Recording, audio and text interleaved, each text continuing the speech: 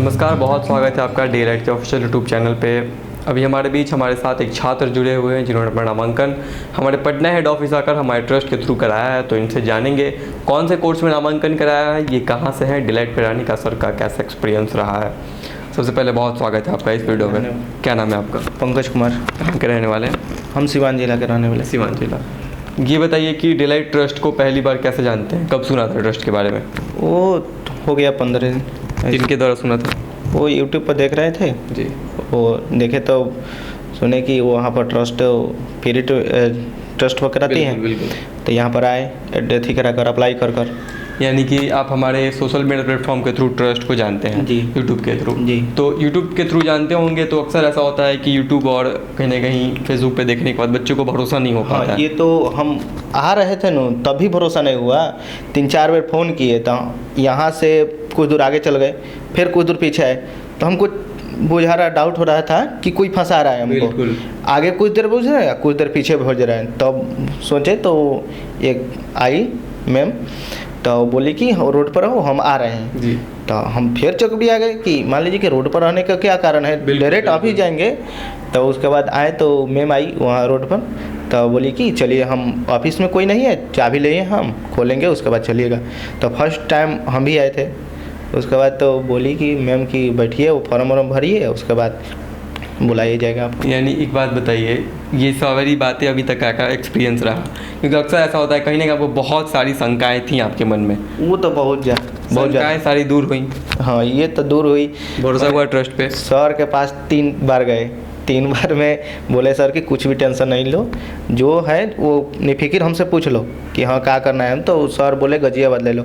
हम कहीं कि गाजियाबाद में थोड़ा रिलेशन हमारा कम था, तो बोले कि हमको पंजाब में दे दीजिए, वहाँ पर हमारे चाचा जी रहते हैं, फूफा जी रहते हैं, तो थोड़ा बात हो जाएगा, यही सब। तो ये बताइए कि अभी ट्रस्ट पे भरोसा हुआ कि नहीं आपको? बहुत ज़्यादा भरोसा हो गया आपको? जो भी मन में सवाल थे दूर हो गए, सारे सवालों के जवाब? मान लीजिए कि हम 2019 से पढ़ने के सोच रहे थे, बाकी पैसा के कारण बैक हो गए। फिर सोचे कि आखिर हम बैठे रहेंगे तो थोड़ा बीए कर लें, तो उसमें खर्चा कम लगता है, तो वो कर लिए।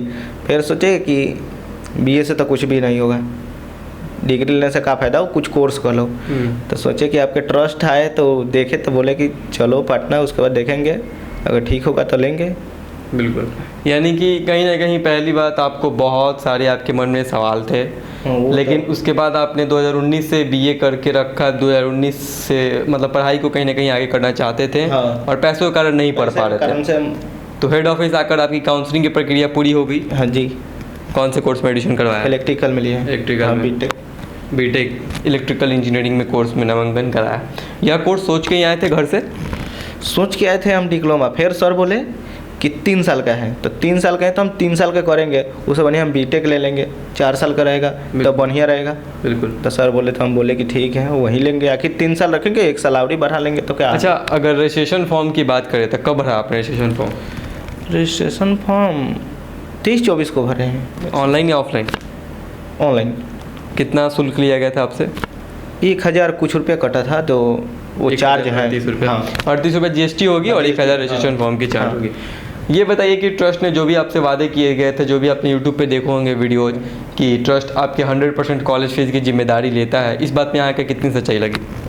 100% सच्चाई। मान लीजिए कि जितना बोले आप उतना ही किए। किसी प्रकार की उपरवार पैसे की आपसे मांग की गई कि आप आपके नामांकन के नाम पे ये पैसा दे दीजिए, वो पैसा दे दीजिए? नहीं, ये तो बात नहीं हुआ। इस बात में सच्चाई है कि आपको अपने रहने, खाने और एग्जामिनेशन फ़ी का खर्च खुद उठाना होगा। हाँ। कॉलेज फीस का खर्च ट्रस्ट उठाएगी, इस बात में सच्चाई है? हाँ, सच्चाई है। खुश है अपने नामांकन से? BTech electrical. खुश हैं आप अपने नामांकन से? हाँ, बहुत खुश हैं। पैसे को लेकर हम आगे नहीं बढ़ रहे थे। अब सोचे कि पैसा तो लेकर आए भी नहीं था, फिर फ़ोन किए वो भाभी के पास, वो फिर अपना पैसा मांगी जी। तो फिर पापा जी के लगे, वो फ़ोन किए भाभी की, वो गए हैं बबुआ, उसे एडमिशन करना है। तो हाँ। तो ट्रस्ट पर आकर कैसा एक्सपीरियंस लगा? लोग कैसे लगे? सर इसकी बातें हुई, सर कैसे, सर का बिहेव कैसा था, सारी चीज़ कैसी? सर का तो बहुत बढ़िया बिहेव था। मान लीजिए कि जब भी हम सोचे कि सर से हम बात करें, सर नहीं मना किए, जब मन करे तब जाओ बात करके। हाँ। यानी अक्सर ऐसा होता है कि बच्चे कहीं ना कहीं मल्टीपल्स ऑफ टाइम्स जाने में डरते हैं। अगर मान लीजिए कि हम एक बार गए और सर मने कर दिए तो वो डाउट हो जाएगा।